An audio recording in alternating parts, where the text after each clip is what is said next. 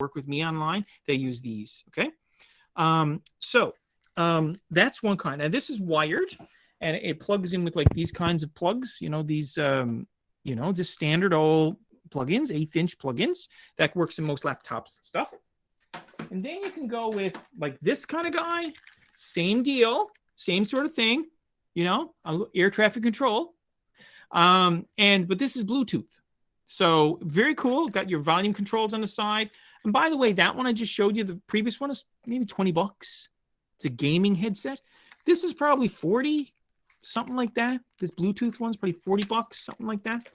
And then you can get into this one here, which is wired again, but this is a wired USB one. This is one my wife uses. Same deal. It's probably maybe $30, something like that. So it's pretty inexpensive, but again, you're getting great sound. It's really tight to you. Okay. I'm sorry I'm going so fast. I apologize.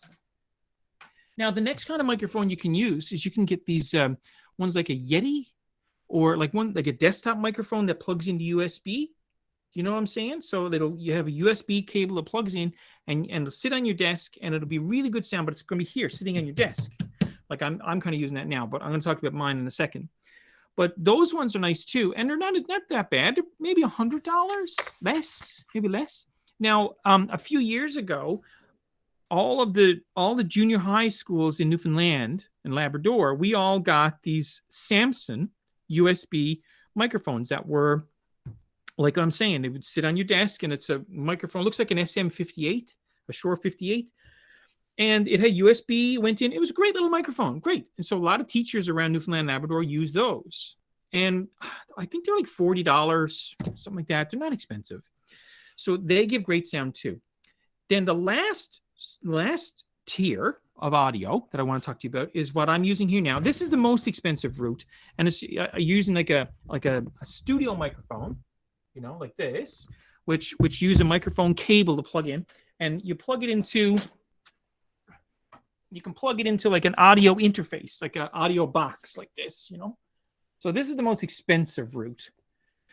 But that being said, you can get a box like this for about $40. $60 they start at. Behringer has some that are really inexpensive. And then you can plug any kind of microphone into it. So if you have a microphone in your music room, like an SM58 or 57, any kind of microphone, you use a microphone cable, you can plug right on into this, and that's great sound. And that will be, in my opinion, the best sound. So that's what I'm using here today. Okay. Let me put that over here. Okay. So there you go. That's sound. And I'm sorry I'm going so fast. Ask questions if you got them. I'm sorry. Okay. Okay. Cool. Sorry I'm going so fast. Let me move on to, I want to show you a little setting that it's unfortunate that this setting is here, but I want to show you. I'm gonna see if I can share my screen that you guys are on. Let me see if I can share a window. There we go. Okay. Yeah. Okay. So you see, you probably see yourselves now. So what I want to do, when you first go into Google Meet, the default setting on your video is low resolution. Now, we want your students to be able to see you as clearly as possible. So we want as high resolution as possible. Now, you guys all had very, very fine speedtest.net results. So I don't see any reason why you shouldn't have yours on high resolution. So here's what you do. Down in the bottom corner, see this down here in the bottom corner? This little 3 dots, Timbits, I think somebody called them Timbits, 3 Timbits. Yeah, you click that and you go to settings. So settings is right here, okay, right here, settings. You click that one. Now, do you guys see this next window? Can you see this window where I have my audio, video in general? Can you guys nod if you see that window? Yeah, okay, great. Thanks, Danielle. So up at the top, I click video. And then I can choose my camera. And all the while I was choosing, like I was choosing cameras, I was choosing my cameras were here. This is where you choose your cameras. So I can switch between cameras here. But right here, send resolution. When you come in first, it's always set to 360. which is low resolution. And you don't want that. You want a high resolution. So set it to 720. And then, oopsie days, sorry about that. And then down at the receive resolution, you also want to set that at 720. Okay, so set both the receives resolution and the send resolution on 720, and that's going to give you the best quality for your classes. Let me show you how you do that again. Down the bottom corner, down the bottom right, the three little Timbits, you click the Timbits, you go to settings, click settings, and then click video at the top, click video, and then you choose high definition for both the send resolution and the receive resolution. And that'll put you into high resolution mode. And you know what, Stephanie, did you just change yours? And Danielle, did you just change yours? No? Yeah, Danielle changed. Yeah, Danielle, you look a little clearer. Now, the best time to do this is before session starts, before you go in, because sometimes when you go into the session like we are in here now, Google won't let you change it sometimes. You'll select it, but the video won't change. So it's best to do it when you first come in, okay? And the resolution it's dramatically better. Okay, cool. There you go. We're flying. Okay, so I want to show you. Yeah, we're doing good. I think we're doing good for a time. You know, normally I do these sessions. They're a minimum of 2 hours. That's what these sessions generally are, a minimum of 2 hours. And so it's a bit of a race, you know, to try to cover all these cool things with in a short period of time. 1 second now. I need to bring up something I should have brought up before. Here we go. All right. Okay. All right. So now I'm going to show you something else. Oh, first, listen, I got to tell you something. I'm going to go back for a second here. I'm going to turn, oh, I forgot I was still presenting. So I've been setting my timer to go off. And the idea here is, and I mentioned this already, I'm going to mention it again. You need to deliberately force yourself to interact with the students in here. It's really hard, especially when people have their cameras off. Because if your students have the cameras off, you don't know if they're even there in the room. So what you need to do is you need to consistently poll the students. So you can say to the students, what'd you have for breakfast? Well, you want something that's going to be curricular related, of course. Okay, so I'll say breakfast, but you know, it can be about geography. It doesn't matter to me. So when the students say, oh, I had oatmeal, great, excellent, good to hear, Roy. And then somebody doesn't respond, you say, Sally, where are you too? Sally, what's on the go? Are you there? No response from Sally.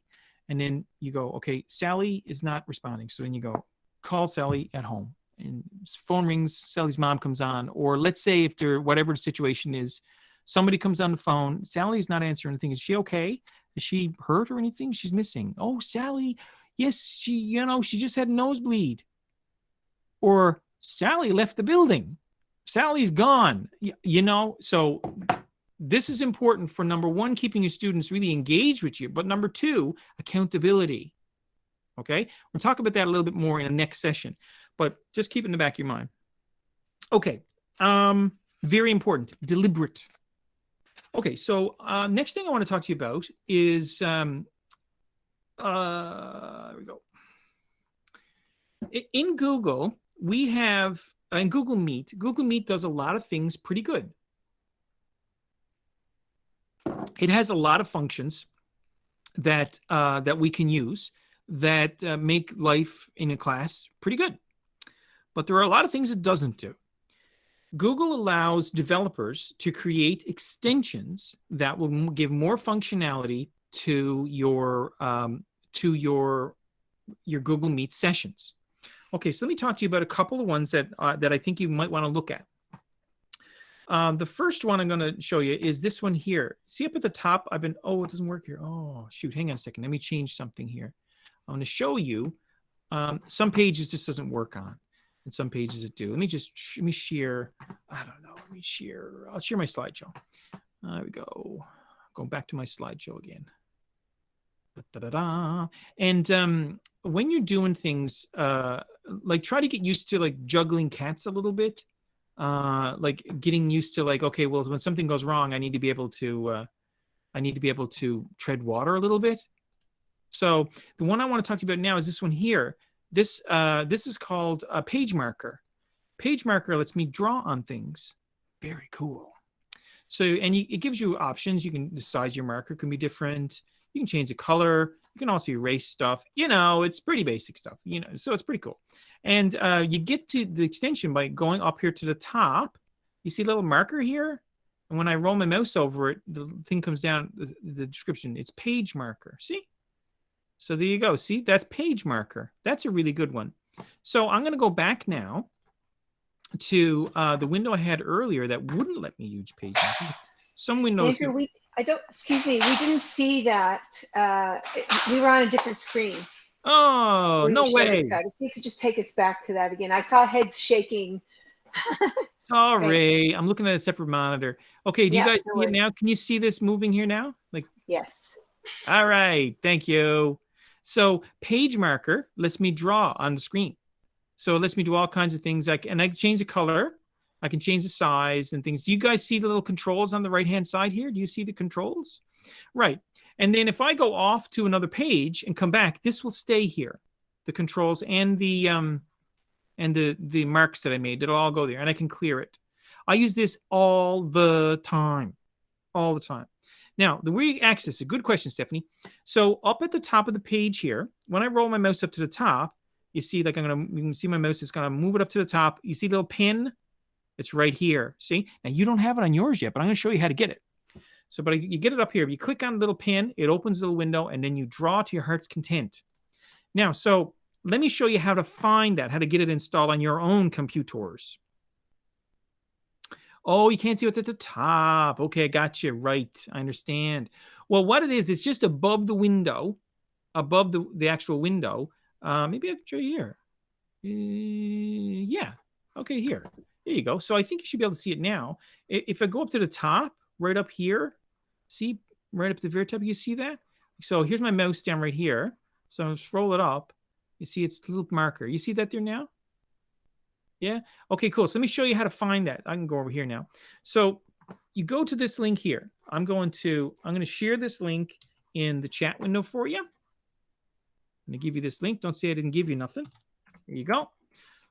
So so that link there, that will take you to the Google Chrome web store. Now, this is very safe. These extensions, I don't go install a whole bunch of extensions, but this is generally safe. It's not like you got to say, "Whoa, is this going to be a virus or something?" Ooh, I don't know. This is generally very, very safe because this is a Google site. Okay, so if you click extensions here at the top, and you want to get page marker, I'll type in PAGEMARKER, page marker. There you go. Now, page marker, here it is right here. You see that? So I can click on it if I want and have a look at it. Okay. I already got it installed, but if I didn't have it installed, it would just, you see this here, like add to Chrome. And that's all you do. You just click add to Chrome and it will add it to your Chrome browser. It's that easy. It's that easy. Order now. Okay, so that's page marker. Now you know how to find them. Okay, let's go back. And you rock, Danielle. Excellent. So let me just go back for a second. Another one that, there's a few that I'm going to show you real quickly. Another one is called Grid View.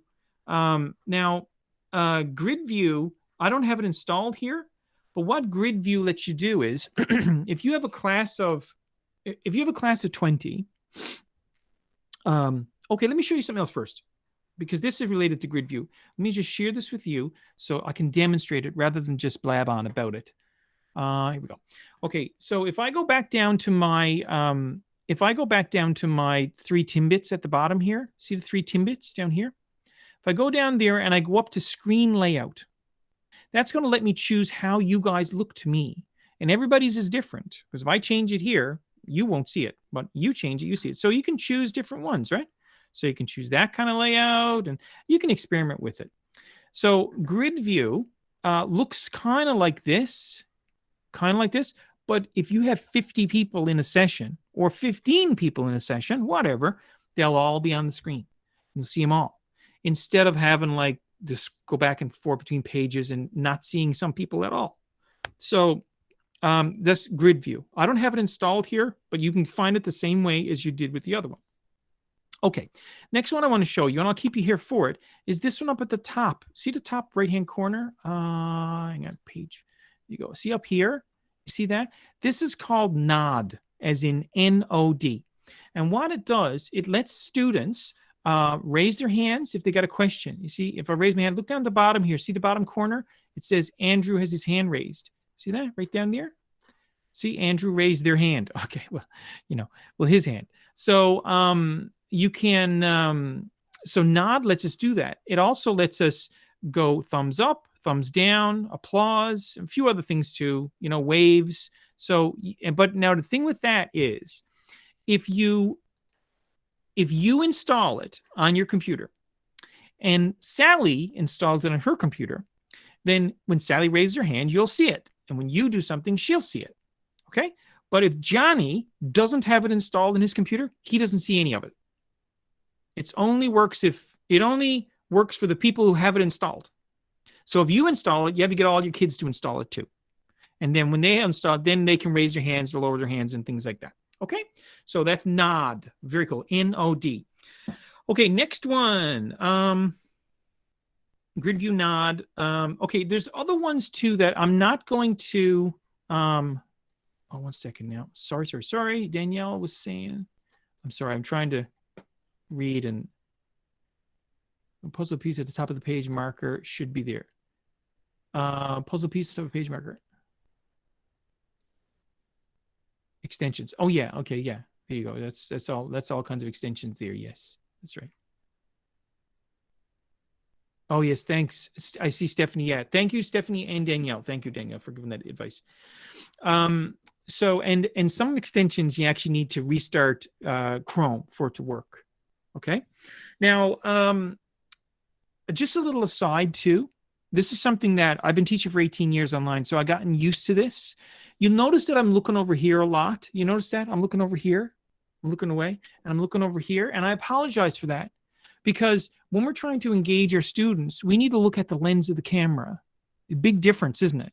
I mean, like when I'm looking here at you and you're looking at me, God help you, this is as good as it gets. But, if you look, as you want people to be able to connect with you, you should be looking right at the lens as much as possible. Instead of looking over here at the laptop or looking over here at another monitor like that. If the students are seeing you doing this all day and you're looking over here, don't be doing that. Try to keep your eyes right here on the camera. Okay. It's much more engaging. Okay. And I tell you something else too. My camera, it's a ball, so what I did, I got one of my students one time to make this guy, from Monsters Inc. And see, he's got a hole where the eye is. See, so that sticks onto my camera lens. So when I'm looking at my camera, I'm always looking at him.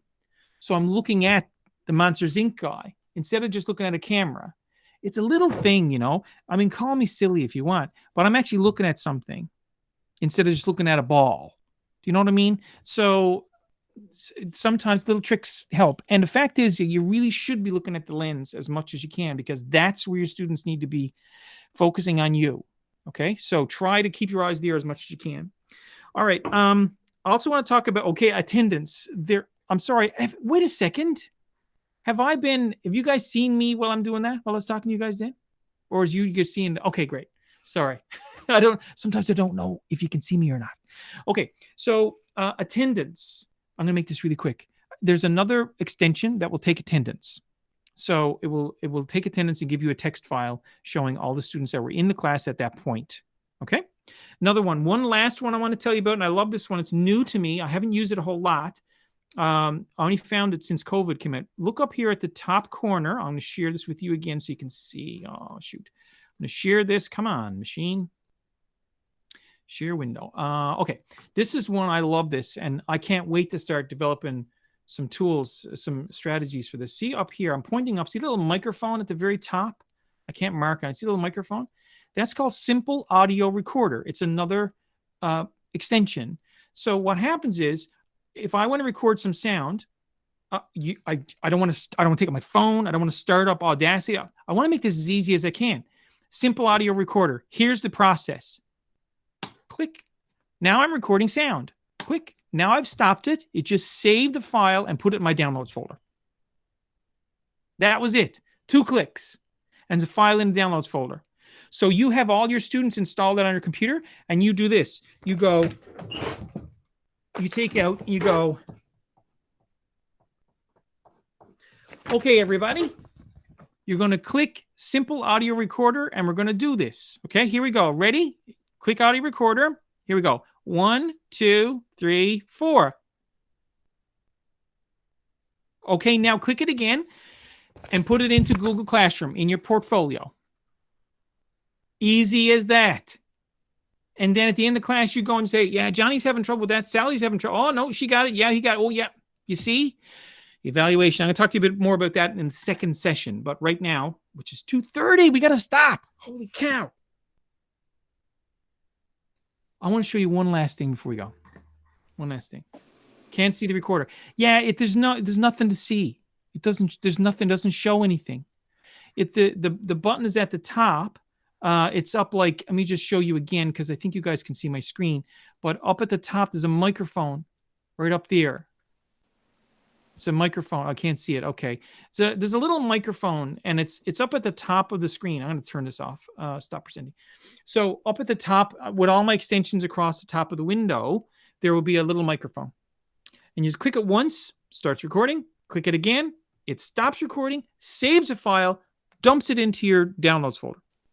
And all the students got to do then is just drag and drop it into Google Classroom. Just drag and drop. Grade 3 could do it. Okay? So that's it. I want to show you one last thing before we finish. I'm sorry for keeping you. I love this. Incredibox. Have you guys used Incredibox before? Yeah? Loving it? I'm going to show you one thing here. So Incredibox, Chrome tab. Now, when you go to share tab, you want to make sure that you say share audio as well, and that will share both the audio and the it'll share the audio from the tab, and you can still talk over. Can you guys hear the drum beats now? You guys hear that? Yeah. See, and I can talk over too. So if I wanted to, I could get my students to go.